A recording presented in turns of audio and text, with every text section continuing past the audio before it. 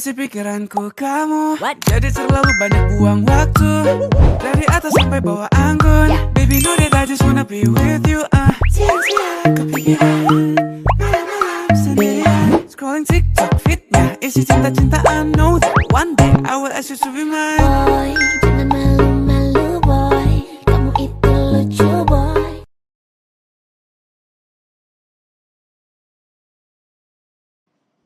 Assalamualaikum warahmatullahi wabarakatuh. Saya Amy Hazrin dan rakan sekumpulan saya Achias Koyin dan Afif Syami. Kami bertiga akan menganalisis rancangan pengajaran harian yang kami dapati daripada rakan guru. Baiklah, seterusnya kita akan lihat kepada pengenalan RPH. RPH merupakan rancangan pengajaran harian atau dikenali sebagai panduan guru dalam merancang PDPC Bahasa Melayu secara tersusun dan berkesan. Melalui RPH, guru dapat memastikan objektif pembelajaran tercapai serta menggalakkan penglibatan aktif murid. Selain itu, nilai murni dan kemahiran berfikir turut diterapkan bagi membantu murid mengaplikasikan pembelajaran dalam kehidupan seharian.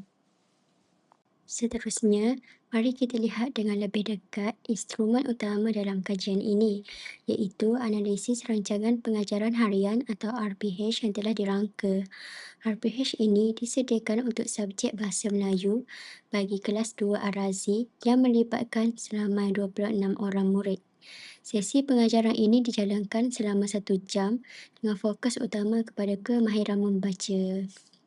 Dalam analisis ini, kita memberi tumpuan kepada standard kandungan 5.3 iaitu memahami dan membina ayat mengikut konteks.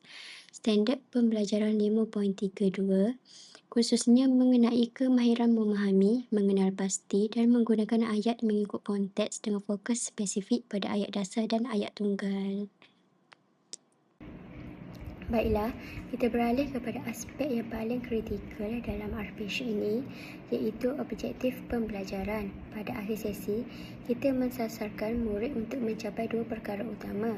Pertama, kebolehan membina satu ayat dasar mengikut konteks dan kedua, membina satu ayat tunggal. Kriteria kejayaan pula diukur apabila murid berjaya menulis kedua-dua jenis ayat ini dengan betul dan tepat. Dari segi sistem bahasa, fokus diberikan sepenuhnya kepada tata bahasa ayat dasar dan ayat tunggal. Namun, pengajaran ini tidak hanya terhad kepada bahasa semata-mata. Kami turut mengintegrasikan elemen merentas kurikulum seperti pendidikan alam sekitar melalui topik terangkan yang berfaedah. Nilai murni yang menekankan sikap, kerajinan, kegigihan dan kerjasama dalam diri murid. Bagi memastikan objektif ini tercapai, pelbagai strategi dan teknik telah dirangka. Antaranya ialah kemahiran berfikir, di mana murid diajar untuk merumuskan, mengecam dan menghubungkait maklumat. Yang kedua, kemahiran belajar cara belajar melalui teknik bacaan intensif serta bacaan, luncuran dan imbasan. Pembelajaran kontekstual juga dipilih di mana murid perlu memindahkan pengetahuan yang dipelajari ke dalam situasi sebenar. Bahan bantu mengajar yang kami gunakan adalah jigsaw puzzle, projektor, papan putih, pena penanda, buku teks, buku aktiviti, papan putih mini, mentol isyarat dan slide interaktif. Seterusnya, kita masuk ke fasa permulaan pengajaran iaitu set induksi. Bagi menarik minat murid dalam tempoh 5 minit pertama, guru itu telah memilih aktiviti interaktif menggunakan aplikasi jigsaw puzzle. Prosesnya bermula dengan guru memaparkan 2 jenis susun suai gambar atau puzzle digital yang perlu diselesaikan oleh murid kelas 2 Ar-Razi. Di sini, murid bukan sekadar bermain, malah mereka perlu berbincang sesama rakan tentang strategi untuk menyusun gambar tersebut dengan betul. Setelah gambar berjaya disiapkan, guru akan menjalankan teknik soal jawab. Contohnya, guru bertanya, "Gambar apakah yang kamu lihat?" Atau, "Apakah kaitan gambar ini dengan kehidupan kita?" Langkah ini penting bagi merangsang kemahiran berfikir. murid untuk menghubungkaitkan visual yang mereka lihat dengan tajuk pembelajaran kita. Seterusnya, saya akan membentangkan hasil analisis mengenai kekuatan set induksi yang telah dijalankan. Terdapat 5 kekuatan utama yang telah dikenal pasti melalui pendekatan ini. Pertama, penggunaan unsur gamifikasi melalui aplikasi jigsaw puzzle berjaya mewujudkan suasana fun learning. Ini dibuktikan dengan pelibatan aktif murid yang mencecah 90 hingga 100% sebaik sahaja kelas bermula. Kedua, aktiviti ini secara tidak langsung merangsang kehebat. Murid dicabar untuk menghubungkaitkan kepingan gambar secara kognitif dan seterusnya membina daya tumpuan mereka sebelum melangkah ke topik tata bahasa yang lebih kompleks. Ketiga, melalui pendekatan berpusatkan bahan BBM. Visual ternakan seperti ayam dan puyuh yang jelas membantu murid memahami tajuk secara kontekstual. Bahan digital ini sangat efektif, terutamanya bagi menarik minat murid generasi alfa di kelas 2 Arazi yang sememangnya dekat dengan teknologi. Seterusnya, kekuatan keempat ialah wujudnya interaksi aktif melalui teknik soal jawab. Murid lebih yakin untuk menyumbang idea dan memberikan respon secara spontan apabila diminta meramalkan tajuk pelajaran. Namun begitu, dalam setiap perancangan pasti terdapat ruang untuk penambahbaikan. Hasil analisis saya juga mengenal pasti beberapa kelemahan atau cabaran semasa pelaksanaan set induksi ini. Pertama adalah dari sudut kekangan masa. Murid tahun 2 mungkin mengambil masa lebih daripada 5 minit untuk menyelesaikan puzzle digital tersebut. Jika terlalu asyik bermain, ia boleh menjejaskan kelancaran peralihan ke langkah pengajaran utama yang lebih berat. Kedua, timbul isu pengurusan bilangan murid. Dengan 26 orang murid tetapi hanya ada 2 set puzzle, penglibatan secara individu menjadi terhad. Hanya segelintir murid yang berpeluang mengendalikan aplikasi di hadapan, manakala yang lain mungkin sekadar menjadi pemerhati yang pasif. Seterusnya, kita dapat melihat jurang antara murid. Murid lemah berpotensi ketinggalan dan hanya bergantung kepada rakan yang lebih dominan, manakala murid cemerlang mungkin rasa bosan jika mereka menyelesaikan tugasan terlalu awal atau ada aktiviti lanjutan. Baiklah, langkah yang pertama iaitu 20 minit. Guru meminta murid membuka buku teks pada halaman 52. Kemudian, guru meminta murid-murid membaca cerita jenaka itu secara beramai-ramai sambil dibimbing oleh guru. Kemudian, guru memilih 3 orang murid serawak yang akan bertindak sebagai pencerita, sang lembu dan sang kerbau. Yang terakhir iaitu yang keempat iaitu pencerita akan memegang mikrofon manakala murid yang memegang watak haiwan akan memakai topeng. Yang kelima, murid yang lain melengah sambil memerhatikan rakan-rakan mereka yang sedang mempersembahkan cerita jenaka. Yang keenam, guru memberi komen di akhir persembahan. Yang ketujuh, langkah 3 sehingga langkah 6 diulang dengan memilih murid yang seterusnya. Baiklah, kekuatan untuk aktiviti pertama iaitu integrasi teknologi dan gamifikasi iaitu Duck Race. Penggunaan aplikasi Duck Race ni sebagai medium pemilihan. Murid secara rawak berjaya mengekalkan tahap keterujaan dan elemen suspend dalam kelas. Kaedah ini memastikan semua murid sentiasa memberikan tumpuan kepada pembelajaran kerana mereka boleh terpilih pada bila-bila masa sahaja. Yang kedua iaitu penyampaian kandungan yang sistematik. Guru boleh menggunakan slide interaktif untuk menerangkan definisi dan konsep ayat dasar secara terperinci sebelum meminta murid membina ayat sendiri. Struktur pengajaran yang bermula daripada teori ke aplikasi, memudahkan murid memahami formula asas subjek, term dan predikat. Yang ketiga iaitu peneguhan positif dan motivasi murid. Pemberian ganjaran dalam bentuk tepukan kepada murid yang berjaya menjawab dengan betul membina keyakinan diri dan motivasi intrinsik murid supaya murid ni akan sentiasa ke hadapan untuk menjawab soalan. Suasana pembelajaran menjadi lebih positif dan inklusif di mana setiap usaha murid dihargai di hadapan rakan-rakan. Baiklah, yang keempat iaitu penggunaan bahan bantu belajar BBB yang pelbagai.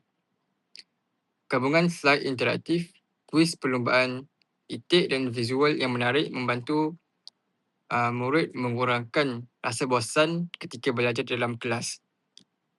Biasanya murid akan bosan dalam topik tata bahasa yang biasanya agak berat. Yang terakhir sekali iaitu interaksi aktif dua hala. Aktiviti ini tidak bersifat kuliah sahala. Murid yang terpilih perlu menjawab soalan yang dipaparkan di hadapan kelas. Manakala murid yang lain memerhatikan proses tersebut sebagai rujukan. Ini memenuhi kecerdasan interpersonal dan verbal linguistik murid tahun 2.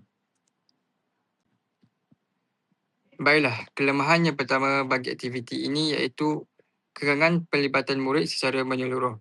Walaupun aplikasi DuckRace menarik, tetapi ia hanya memilih beberapa orang murid secara rawak. Bagi baki murid yang ada, mereka kemungkinan akan bosan dan hilang fokus jika nama-nama mereka tidak dipanggil. Yang kedua iaitu risiko gangguan teknikal digital. Langkah ini sangat bergantung kepada kelancaran aplikasi DuckRace dan set interaktif. Sebarang masalah teknikal seperti kegagalan aplikasi DuckRace ini,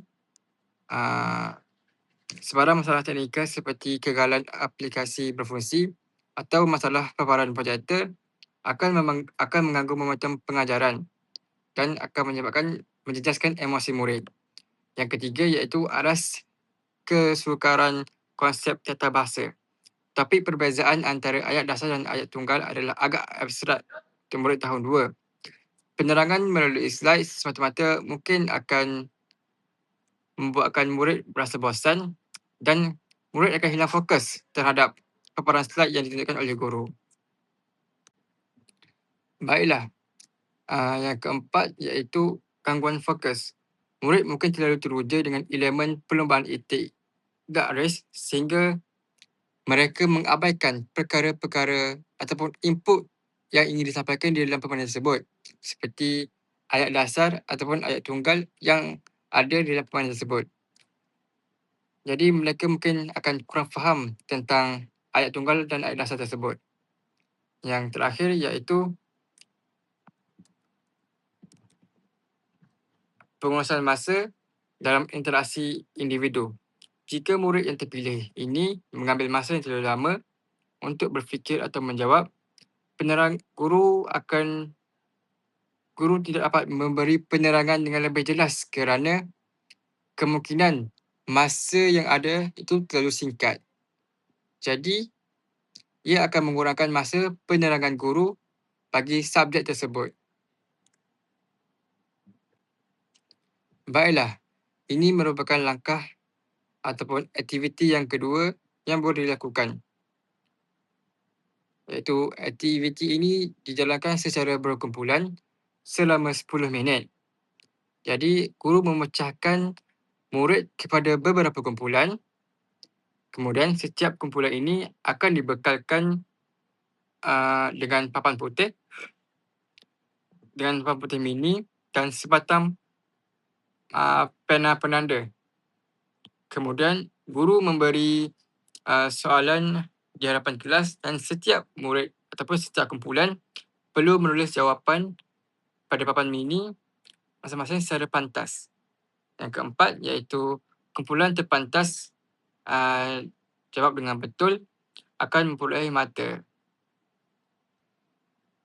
Okey. Kekuatan bagi aktiviti ini iaitu pembelajaran kolaboratif, iaitu pembelajaran berkumpulan. Aktiviti ini dapat memupuk semangat kerjasama dan kerja berpasukan dalam kalangan murid untuk mencapai matlamat yang sama, iaitu murid perlu menghasilkan jawapan yang betul apabila diberi soalan oleh guru. Jadi, murid yang lebih mahir dapat membantu rakan sekumpulan mereka. Sekaligus dapat mewujudkan elemen bimbingan rakan sebaya. Yang kedua iaitu mewujudkan suasana pembelajaran yang kompetitif dan ceria.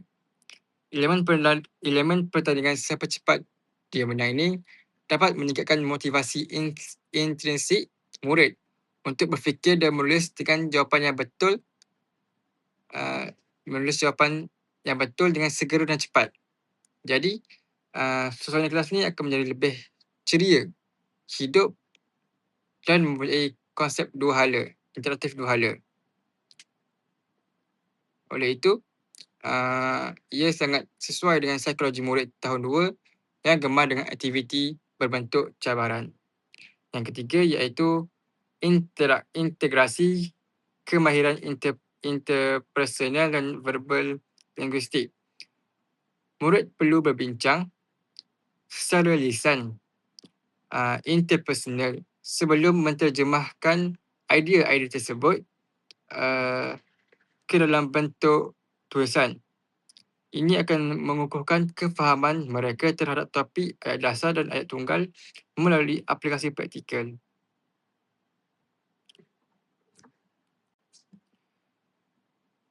Kekuatan bagi aktiviti yang kedua ini, yang keempat iaitu penggunaan papan putih mini. Penggunaan papan putih mini ini membolehkan setiap kumpulan memberikan respon secara visual dengan pantas. Jadi, guru dapat kesan secara menyeluruh kumpulan-kumpulan yang kurang mahir mengenai pembinaan ayat ini. Yang terakhir iaitu penilaian formatif secara serta-merta.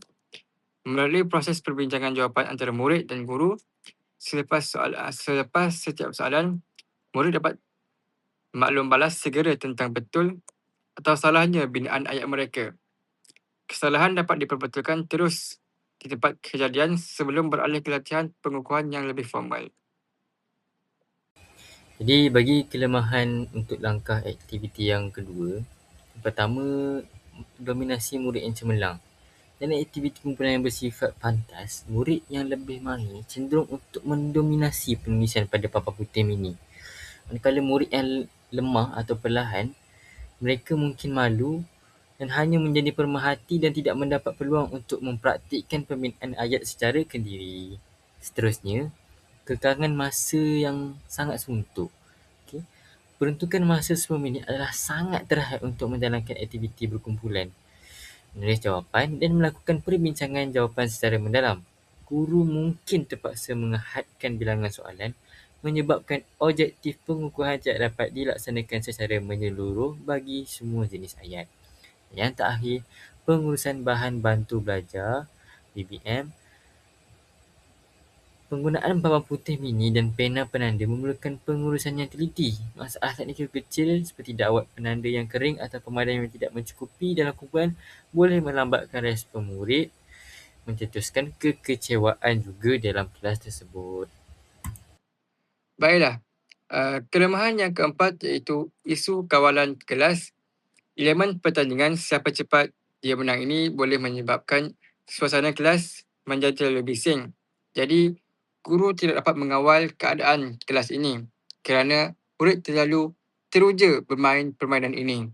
Jadi, apabila mereka teruja, guru akan sukar untuk memberi penerangan ataupun arahan seterusnya tentang permainan video-video ini dengan jelas. Yang terakhir sekali iaitu ketepatan jawapan versus kelajuan. Yang bermaksud di sini, fokus murid mungkin lebih kepada siapa paling cepat, dia menang. Jadi, mereka akan mengabaikan kesalahan-kesalahan tata bahasa yang mereka buat. Sebagai contoh, kemungkinan mereka tertinggal huruf ataupun tanda baca kerana mereka ingin cepat menjawab tanpa melihat kesalahan-kesalahan yang telah mereka buat. Seterusnya kita pergi kepada langkah atau aktiviti yang ketiga. Langkah dan aktiviti ketiga ini mengambil masa sebanyak 15 minit. Iaitu aktiviti pengukuhan melalui buku aktiviti. Pertama, murid diberi masa untuk menyiapkan latihan dalam buku aktiviti pada muka surat 58 hingga 59. Kemudian, guru menanda jawapan murid dan akhir sekali murid-murid membuat pembetulan terhadap kesalahan yang dibuat. Bahan bantu belajarnya adalah buku aktiviti. Strateginya pula adalah mengenal pasti, menganalisis, pendekatan berasaskan murid.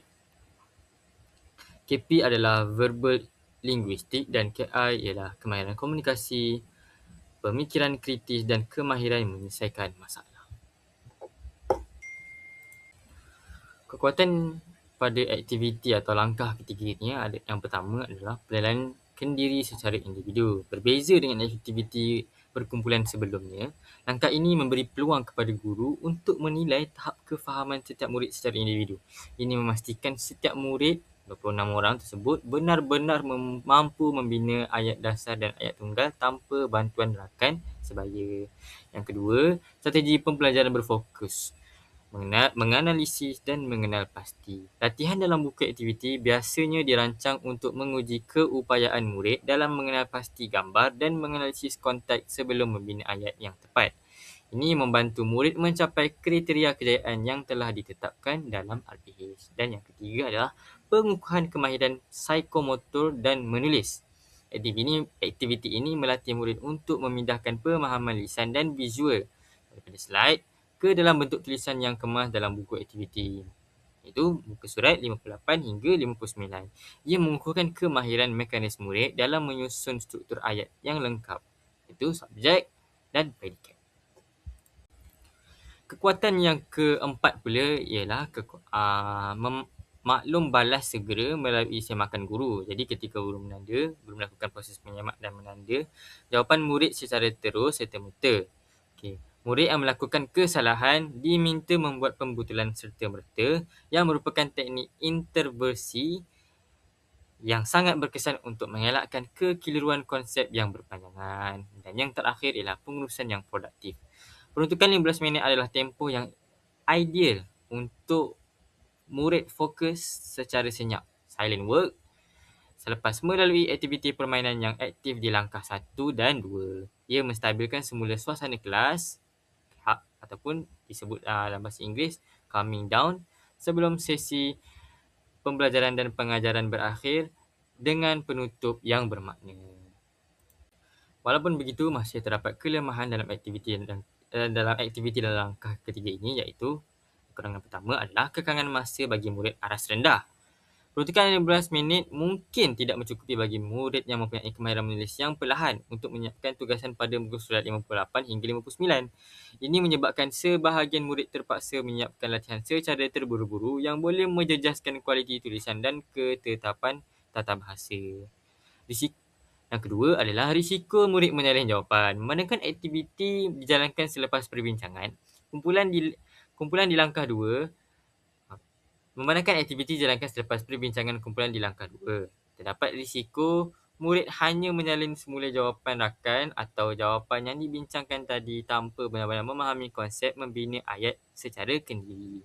Dan yang ketiga adalah beban semakan guru secara serta-merta. Dengan jumlah 26 murid, adalah mencabar bagi guru untuk menyimak dan menanda jawapan setiap murid secara teliti dalam tempoh 15 minit tersebut. Guru mungkin terlepas pandang kesalahan kecil seperti tanda baca atau ejaan kerana perlu bergerak pantas dari satu meja ke meja yang lain.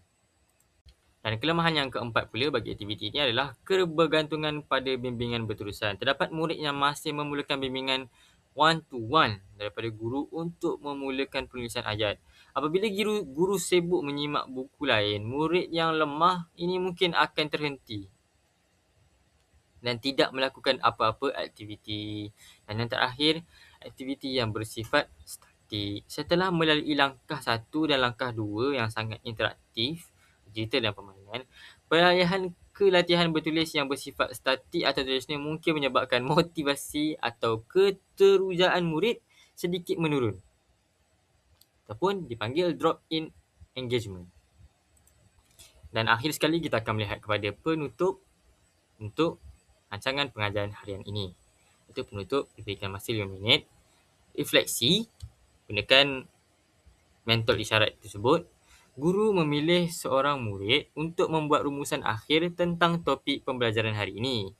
Yang kedua, guru membuat kesimpulan ringkas. Dan yang ketiga, murid mengangkat mentol isyarat masing-masing untuk menggambarkan tahap pemahaman mereka tentang PDP hari ini. Bahan bantu belajar mereka adalah mentol isyarat, KB, hubung kait, membuat kesimpulan, dan KP, verbal linguistik dan interpersonal. Okey, untuk kekuatan penutup RPH ini, yang pertama adalah penilaian kendiri secara visual. Penggunaan mentol isyarat ni membolehkan murid melakukan refleksi kendiri terhadap kefahaman mereka secara jujur dan santai. Guru juga dapat mendata dan dapat data visual secara langsung tentang keberkesanan pembelajaran dan pengajaran pada hari tersebut berdasarkan warna atau simbol yang diangkat oleh 26 murid. Seterusnya, mewujudkan suasana interaktif sehingga akhir sesi. Penggunaan bahan bantu mengajar yang unik seperti mentol isyarat mengekalkan minat dan fokus murid sehingga ke minit terakhir kelas. Aktiviti ini mengelakkan penutupan yang bersifat mendata atau membosankan. Yang ketiga, rumusan berpusatkan murid. Guru tidak hanya memberi kesimpulan sahala tetapi memberi peluang kepada murid untuk membuat rumusan akhir. Ini mengukuhkan kemahiran berfikir secara kritis dan keupayaan murid untuk menyusun idea tentang apa yang telah diajar, iaitu ayat dasar dan ayat tunggal. Yang keempat, penekanan kepada kemahiran interpersonal. Aktiviti ini membina hubungan yang baik antara guru dan murid melalui komunikasi terbuka tentang tahap pemahaman mereka. Ia memberikan rasa dihargai kepada murid kerana pandangan dan tahap kefahaman mereka diambil berat oleh guru. Dan yang terakhir, kesimpulan yang padat dan jelas. Guru menutup sesi dengan kesimpulan ringkas yang bertindak sebagai pengunci kepada input pelajaran. Ini memastikan murid keluar dari kelas dengan gambaran yang jelas tentang perbezaan ayat dasar dan ayat tunggal yang telah dipelajari. Bagi kelemahan penutup ini pula, ketidakjujuran dalam penilaian kendiri bakal berlaku. Okay? Hal ini kerana murid tahun 2 cenderung untuk mengikut rakan sebaya. Okay? Jika rakan sebelah mengangkat mentol faham, murid lain mungkin akan ikut mengangkat mentol yang sama walaupun sebenarnya mereka masih keliru. Ini memberikan gambaran data yang tidak tepat kepada guru tentang tahap pemahaman sebenar setiap individu. Seterusnya, rumusan murid yang terhad. Hanya seorang murid sahaja yang dipilih untuk membuat rumusan akhir. Ini tidak menggambarkan kefahaman keseluruhan 26 orang murid yang lain kerana rumusan tersebut hanya datang daripada satu sudut pandangan sahaja. Yang ketiga, masa yang terlalu singkat, 5 minit. Peruntukan masa 5 minit adalah sangat suntuk untuk melakukan rumusan murid. Kesimpulan guru dan aktiviti mentol isyarat secara mendalam. Guru mungkin terpaksa melakukan penutup secara tergesa-gesa tanpa sempat bertanya mengapa kepada murid yang mengangkat mentol tidak faham. Yang keempat, isu pengurusan bahan, iaitu mentol isyarat. Dengan jumlah 69 unit mentol isyarat, 3 untuk setiap murid, proses mengedar dan mengutip semula bahan tersebut boleh memakan masa dan menyebabkan suasana kelas menjadi sedikit tidak teratur di saat akhir waktu persekolahan. Risiko kehilangan atau kerosakan bahan bantu mengajar adalah tinggi dalam tempoh masa yang singkat. Dan yang terakhir, ketiadaan tindakan susulan serta-merta. Jika terdapat ramai murid mengangkat mentol tidak faham, guru tidak mempunyai ruang masa lagi untuk sesi tersebut untuk menjelaskan semula kekeliruan mereka kerana waktu PDP sudah pun tamat. Berikut merupakan refleksi kendiri bagi RPH ini. Pengenalan. Sesi pengajaran dan pembelajaran dijalankan seperti biasa pada 6 Oktober 2025, yakni pada hari Isnin, yang mana melibatkan kelas 2 Ar-Razi seramai 26 orang. Semua murid hadir pada hari berkenaan. Kekuatan pada refleksi ini adalah objektif PDP tercapai. Murid-murid 2A didapati mampu menguasai kata tunggal dengan baik. Mereka boleh menggunakan ayat tunggal yang memiliki satu subjek dan satu predikat apabila menerima arahan daripada guru. Murid-murid sudah mempelajari tentang pola ayat sebelum ini, maka ia memudahkan murid untuk menguasai pula tentang ayat dasar. Sementara itu, banyak juga latihan pengukuhan yang diberi dalam sesi PDP kali ini untuk memastikan semua murid betul-betul menguasai input yang diajar. Kelemahan pula, murid masih keliru untuk menentukan dan membezakan antara ayat tunggal dan ayat dasar. Cadangan penambahbaikan bagi refleksikan diri ini, saya akan mengulang kembali pada sesi PDP seterusnya, terutamanya sebelum berlangsung ujian akhir. Setelah kita selesai membaca keseluruhan RPH, berikut merupakan tindakan intervensi daripada kumpulan kami. Yang pertama, set induksi, aktiviti jigsaw puzzle. Dapat isu pada aktiviti ini iaitu penglibatan murid terhad hanya segelintir di hadapan dan risiko masalah teknikal. Tindakan yang boleh diambil adalah penyediaan bahan simpanan, backup, sediakan puzzle fizikal yang dilaminate jika sistem ICT terganggu. Aktiviti kumpulan kecil, edarkan set puzzle ringkas kepada setiap kumpulan 4 hingga 5 orang supaya semua murid terlibat secara hands-on serentak, bukan sekadar melihat skrin. Okey, intervensi yang kedua, pada langkah 1 iaitu slide dan duck race. Okey. Isu yang terdapat pada langkah 1 ini, murid lain menjadi pemerhati pasif sementara menunggu nama dipilih oleh duck race. Okey, tindakan yang boleh diambil adalah teknik respon serentak. Gunakan papan putih mini whiteboard semasa rakan di hadapan menjawab soalan duck race. Murid lain di tempat duduk perlu menulis jawapan yang sama. Semakan rakan sebaya. Okay, murid menyemak jawapan rakan sebelah secara pantas untuk mengekalkan momentum 100%. Jadi murid sebelah yang akan menyemak mini whiteboard tersebut. Okey, tindakan intervensi yang ketiga pula adalah bagi langkah 2, siapa cepat dia menang tu. Isu dia adalah murid cemerlang mendominasi kumpulan dan suasana menjadi terlalu bising. Okey, tindakan yang boleh diambil adalah sistem penggiliran penulis. Okey, tetapkan peraturan bahawa setiap soalan mesti ditulis oleh ahli kumpulan yang berbeza. Ini memastikan murid yang lemah juga berpeluang untuk mencuba. Okey. Seterusnya, satu lagi tindakan yang boleh diambil adalah isyarat senyap. Okey, silent signal. Gunakan loceng atau isyarat tangan untuk mengawal kebisingan sebaik sahaja masa tamat supaya arahan guru seterusnya jelas didengari. Okey. Intervensi yang keempat pula bagi langkah ketiga iaitu buku aktiviti. Dapat isu daripada aktiviti ini iaitu kekangan masa untuk menyemak 26 buah buku dan murid lemah ketinggalan. Okey. Tindakan yang guru boleh ambil adalah pelantikan guru muda. Murid yang siap awal dan betul jawapannya dilantik sebagai pembantu untuk membimbing rakan yang masih buntu. Okey, yang kedua, contoh visual di skrin. Paparkan satu contoh binaan ayat yang lengkap sebagai rujukan scaffolding bagi murid aras rendah untuk memulakan penulisan mereka. Okey, intervensi yang terakhir pula bagi intervensi penutup. Terdapat isu pada aktiviti ini iaitu murid hanya mengikut rakan, bandwagon effect dan masa yang agak suntuk lah. Okey, tindakan yang guru boleh ambil adalah refleksi mata tertutup. Okey, minta murid menutup mata semasa mengangkat mentor isyarat. Ini memastikan refleksi mereka adalah jujur dan tidak dipengaruhi oleh pilihan rakan. Yang kedua, boleh buat kotak exit ticket. Okay, jika masa tamat, sediakan satu kotak kecil di pintu luar. Murid yang mengangkat mentor merah perlu memasukkan nota kecil atau nama mereka supaya guru boleh memberikan bimbingan pada waktu rehat atau kelas seterusnya. Jadi, kami akan teruskan dengan penilaian kendiri daripada kumpulan kami. Pertama, pencapaian objektif pembelajaran. Keberkesanan, majoriti murid, contoh 22 daripada 26 orang berjaya membina ayat dasar dan ayat tunggal dengan betul. Hasil, objektif pembelajaran tercapai kerana murid mampu membezakan struktur dan predikat melalui aktiviti kumpulan dan latihan bertulis. Yang kedua, respon dan tingkah laku murid. Keterujaan. Okey, murid menunjukkan minat yang sangat tinggi dan bersaing secara sihat dalam aktiviti berkumpulan. Refleksi pula, melalui penggunaan mentol isyarat, didapati sebahagian besar murid berasa yakin dengan pemahaman mereka. Namun terdapat kelompok kecil yang masih memerlukan bimbingan intensif. Okey, yang ketiga, strategi pengajaran dan pembelajaran. Kekuatan dia, penggabungan elemen klasifikasi seperti jigsaw puzzle dan duck race sangat berkesan dalam mengekalkan tahap fokus murid tahun 2 yang mempunyai rentang tumpuan attention span yang singkat.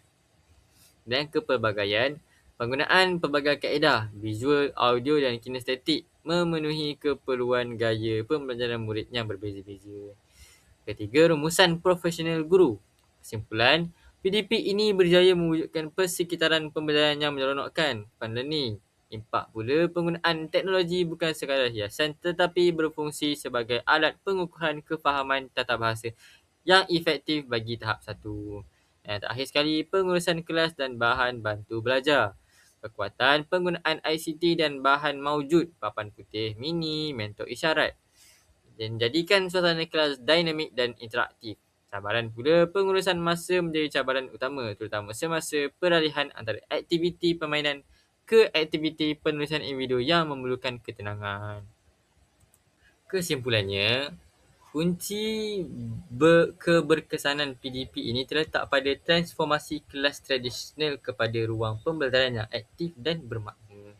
Melalui integrasi teknologi dan aktiviti tangan, hands-on, murid bukan sahaja belajar tentang tata bahasa, tapi juga membina kemahiran kolaborasi dan pemikiran kritis.